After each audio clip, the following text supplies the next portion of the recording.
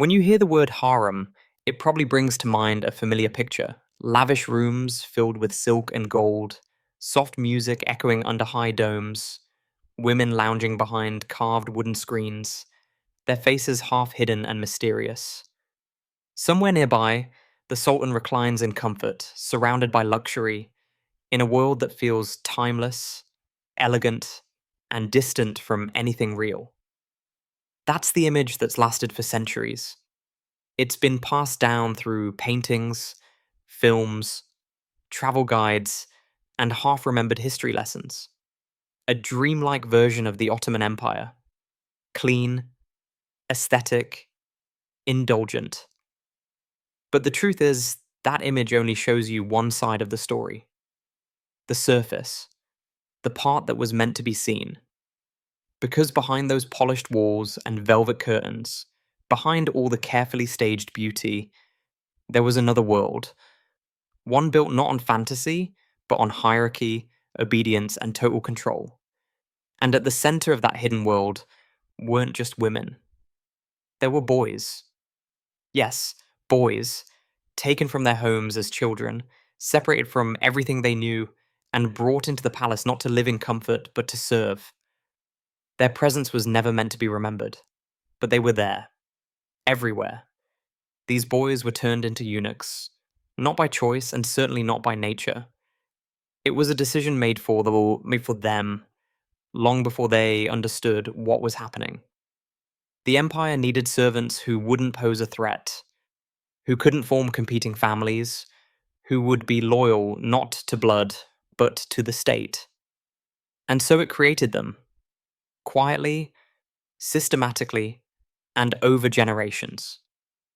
They were trained to manage the most delicate parts of palace life, guarding the harem, overseeing communication between the inner and outer courts, managing wealth and daily operations.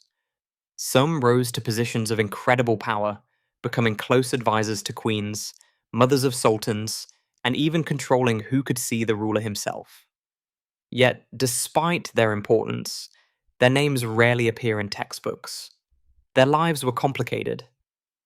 Their stories hard to tell. They didn't fit the romantic, heroic version of the past that empires like to promote. And so, they were gradually erased. From paintings, from records, from memory. But the system that created them? That stayed. The Ottoman harem was never just a private space for pleasure. It was a political institution. Every role was carefully assigned, every person placed for a reason. These boys, reshaped by the empire, became part of that machinery. They were trusted because they had no family, no legacy, no personal ambition the court couldn't control. They existed inside a system that demanded silence, rewarded obedience, and punished anything that looked like individuality. Their survival depended on their ability to disappear in plain sight, to be everywhere and nowhere, to be useful but never visible. And yet, when you look closely at how the empire worked, who ran its daily operations, who carried its secrets, who held its inner power, it's impossible to ignore them. The system relied on their silence, but now we're going to break that silence. So, as we move deeper into this story, take a second to leave a comment. Let me know where you're watching from. It is always powerful to see how far these hidden histories travel. How voices once forgotten can still be heard across time and distance. Because this story isn't just about the Ottoman Empire, it's about memory. About the parts of history that were buried because they were inconvenient. And about what it means to finally remember. So stay with me. Because the deeper we go, the more you'll see. This wasn't just about empire. It was about people. And the price they paid for someone else's power. Part 1. How boys ended up in the harem. The Ottoman Empire was vast. It stretched across continents, swallowed kingdoms whole, and ruled over millions for centuries. But behind its polished image of order, sophistication, and imperial glory was a machine built on control. And at its very core was a system that turned young lives into silent servants of the state. For many boys, the journey into this hidden world began the moment their homeland fell under Ottoman rule. We're talking about entire regions: Bulgaria, Serbia, Albania, parts of the Caucasus, and North Africa, where Ottoman influence ran deep. Families living in remote mountain villages or crowded coastal towns found themselves at the mercy of an empire that didn't need their consent. It needed their sons. These boys were usually Christian, taken from communities that had no say in the empire's laws. Sometimes they were seized during military raids. Other times it was subtler: families forced to give up a child to pay off taxes or settle a local dispute. And in many cases, they were sold, traded at bustling slave markets in places like Constantinople or Cairo, where wealthy officials and royal agents scouted for the next promising recruit. But this wasn't random. Ottoman officials knew exactly what they were looking for. The boys had to be young, usually under the age of 10, beautiful, by the standards of the day, graceful features, clear skin, delicate bones. Intelligence was a plus, but beauty, that was currency. The more refined a boy looked, the higher his price. Before entering the palace, these boys underwent a transformation that can only be described as brutal. It was a procedure designed not just to alter their bodies, but to sever them from their former identities. They were castrated, not by surgeons, not in hospitals, but in dark back rooms by hands that prioritized speed over safety. There was no anesthesia, no real medical tools, no aftercare, just knives, pressure, and hope. The hope that the boy would survive. Most didn't. Historians estimate that up to 80% of boys didn't make it past this stage. They bled out. They developed infections. Their bodies, too young and too fragile, simply couldn't endure it. But those who did survive, those who lived through the unimaginable, were no longer who they were before. Their voices changed. Their bodies changed. Their futures were no longer theirs. Afterward came the silence. Boys who survived were placed in isolation, not just to recover, but to begin their reprogramming. They were no longer sons, no longer citizens, no longer anything that tied them to their past.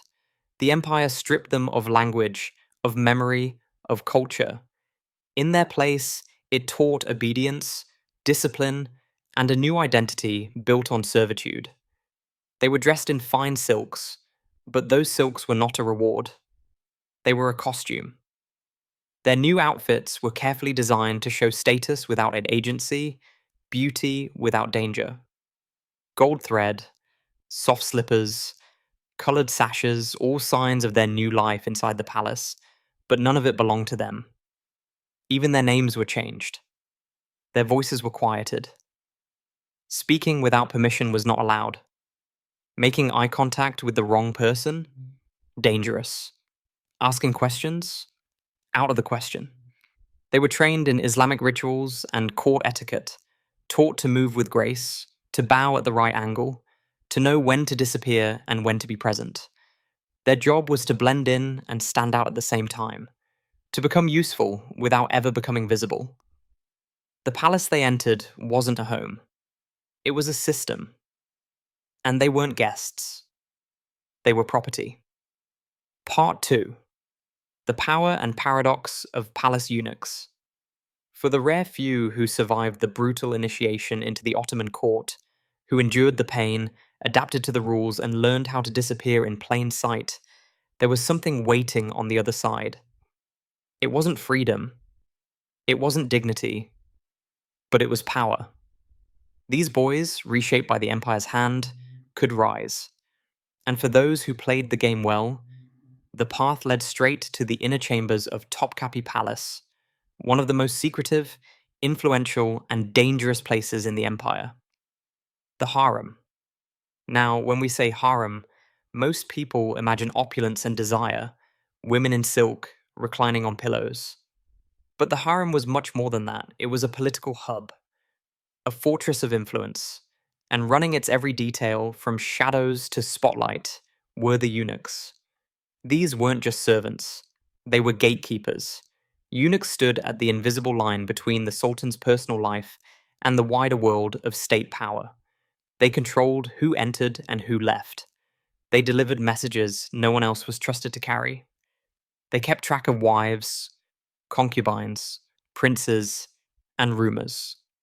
Every whisper, every step, every gift passed through them, and they never forgot anything. Among them, one group stood out. The African eunuchs, most of them taken from Sudan, Ethiopia, and the Horn of Africa, were considered the most loyal, the most efficient, the most unbreakable. And at the top of that system stood a figure few today remember, the Kuzlar Asa, or Chief Black Eunuch. This man held one of the most powerful positions in the empire. He wasn't just head of the harem, he was one of the Sultan's closest advisors. He commanded hundreds of subordinates, managed the internal security of the palace, and had direct access to the Sultan's private quarters.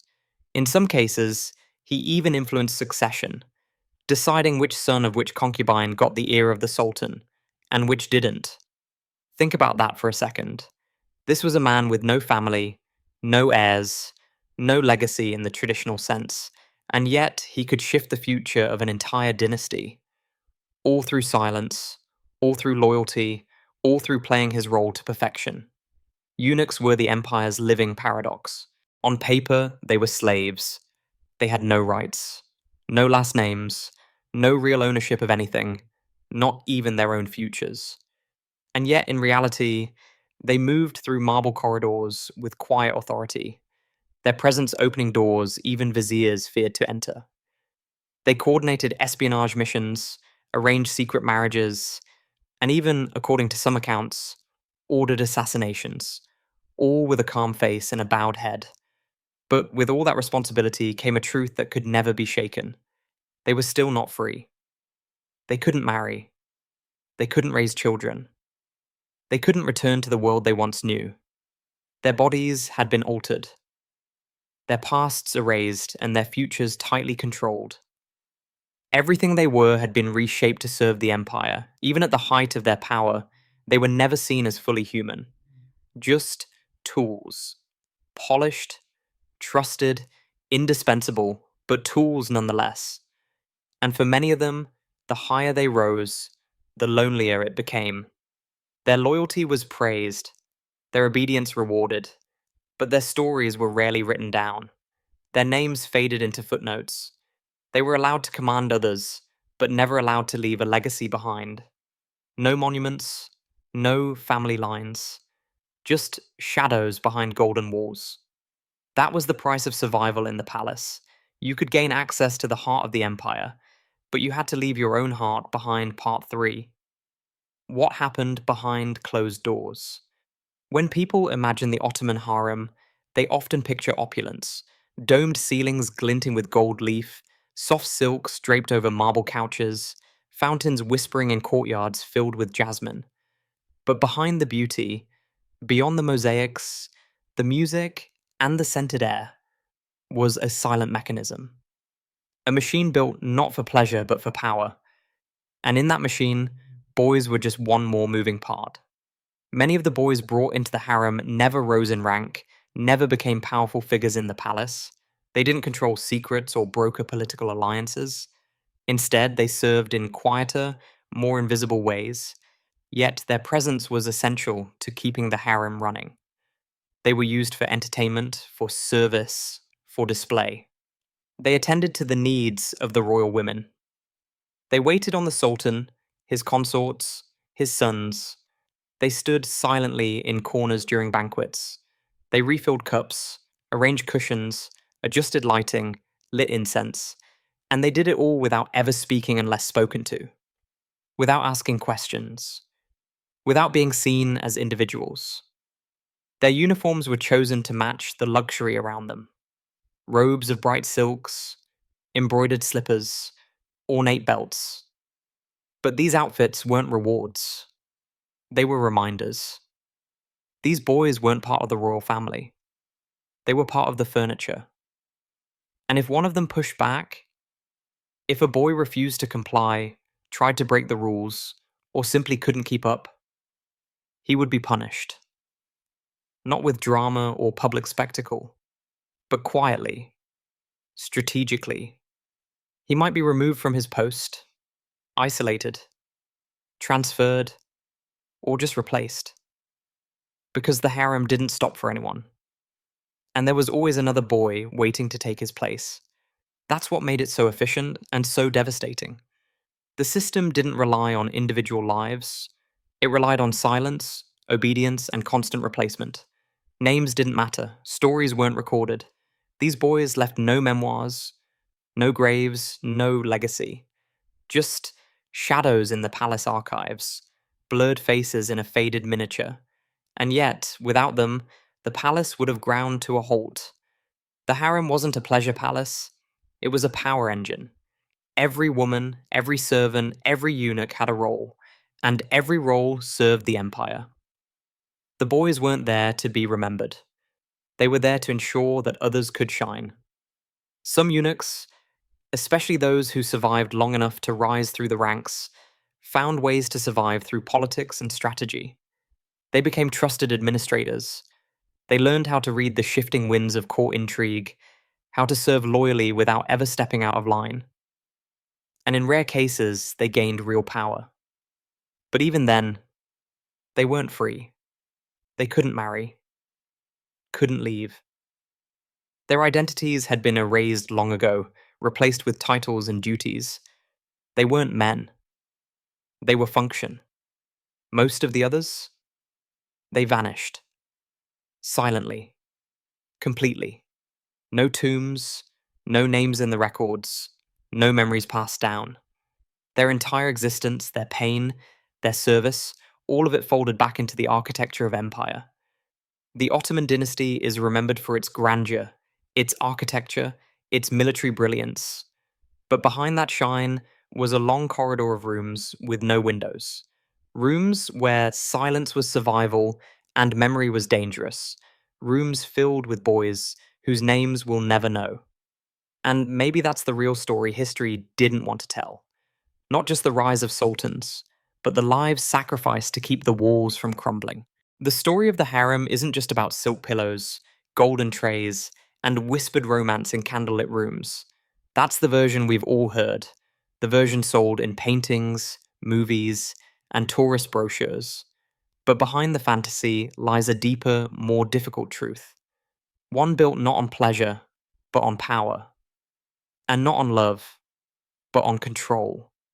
Because the real history of the Ottoman harem is a story about fear, about silence, about losing your name, your past, and sometimes even your sense of self. For centuries, the imperial harem inside Istanbul's Topkapi Palace was the beating heart of the Ottoman Empire. It wasn't just a luxurious private world, it was a political powerhouse. Behind its marble courtyards and gilded doors lived not only royal consorts and sultanas, but also hundreds of others. Attendants, guards, teachers, and above all, eunuchs. And among them were boys, young, quiet, disciplined, boys who didn't arrive by choice. These boys, often taken from the far edges of the empire, from the Balkans, the Caucasus, and the parts of North and East Africa, were brought to the palace not to be raised as sons, but as servants. Most came from non-Muslim backgrounds and were subjected to religious conversion, training, and total isolation from their previous lives. Their languages were stripped away, their names replaced, their future rewritten. Eunuchs, many of them black Africans from Sudan or Abyssinia, became the backbone of the palace system. The most powerful among them, known as the Kızlar Ağası, or chief black eunuch, held the keys to the sultan's private world. He controlled access to the women of the harem.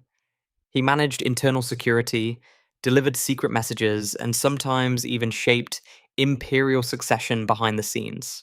His power was enormous, but it came at a cost.